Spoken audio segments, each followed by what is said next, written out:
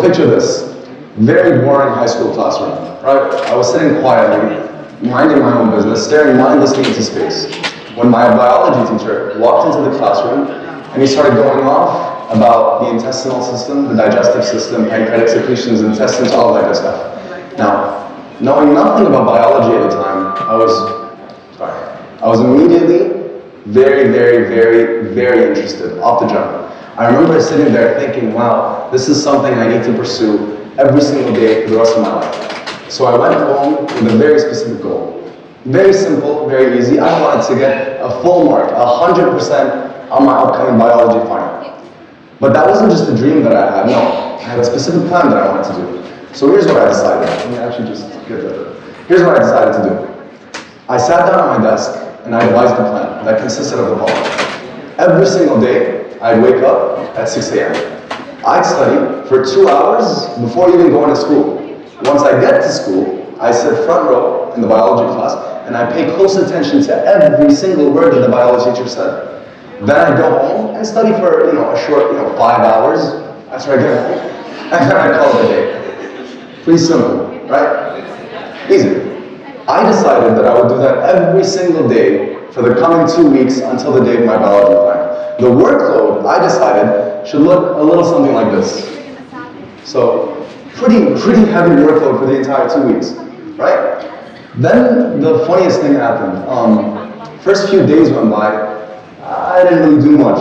Okay, that's all right, that's fine. We can, work it out. But then I had to come up with a new revised plan. Sorry, looked a little something like this.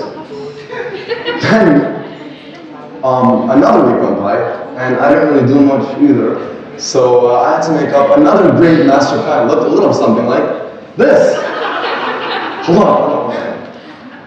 Then it happened a few more times, and one day I woke up, and it was the day right before my final, the day before my final, and then my plan actually looked a little something like this. Now, this is pretty hectic, right? So immediately I went into panic mode, right? I sat down and I started studying for a continuous 36 hours straight until the day of my biology final. Then I went to school, I went into the exam hall, I regurgitated all of that information that I learned the previous day, wasn't actually learned, and then I exited the exam hall. Now, when I exited the exam hall, I remember feeling, so I sort of had mixed feelings. I felt like I didn't do a good enough job in preparing for this test, but on the other hand, I didn't feel like I did that bad either. So I started thinking, what if all of that effort actually paid off? What if I actually accomplished my goal of getting a full mark in this biology final? And guess what happened? Sorry? I actually failed. I failed. Guys, I studied for 1 day. Of course I failed that exam. But now, alhamdulillah, a couple years later, I'm a second-year medical student. I'm a junior medical researcher, and I'm a medical tutor, and I like to teach younger medical students how to accomplish all their goals and how to study appropriately.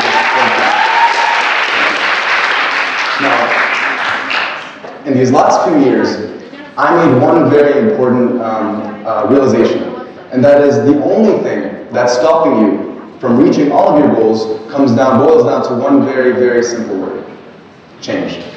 Now, all of us hear about change. I'm sure a lot of you even talk about change on your day-to-day life. You even implement it into your daily schedule. But most of us really downplay the significance of change, right? The truth is, there is not a single thing that you can accomplish without first implementing some change in your life.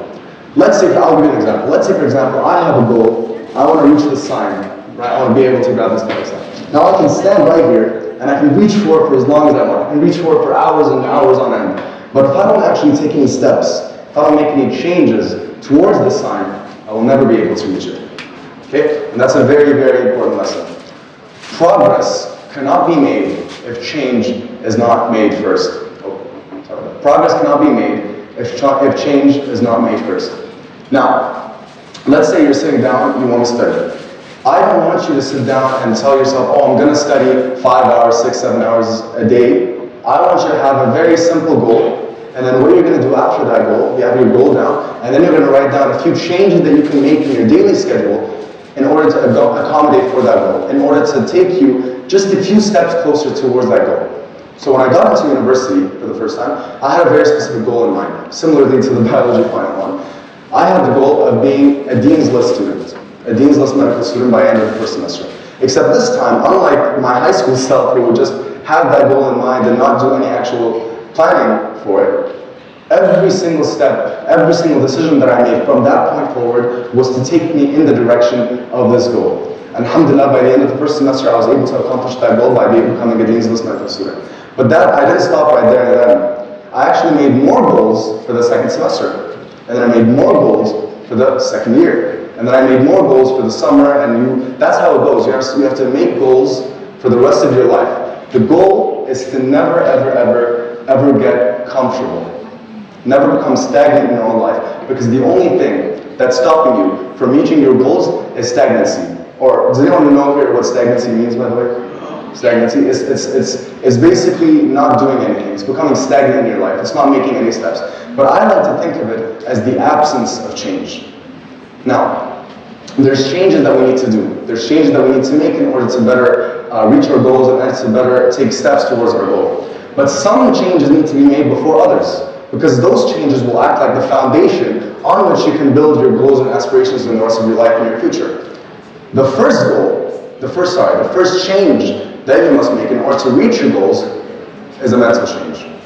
And what I mean by that is, like I mentioned, that goal has to become the only thing that you're thinking about, so that every single step you take from that point forward only takes you in the direction of that goal. Imagine if your mind is like a vast desert, your goal should be the guiding star in the sky, and every step you take should be towards that star in the sky. Okay, so if I'm looking at the sign right here, my first goal is, okay, I'm gonna touch that sign. My second goal should be a behavioral change. I'm gonna now start taking steps towards that goal.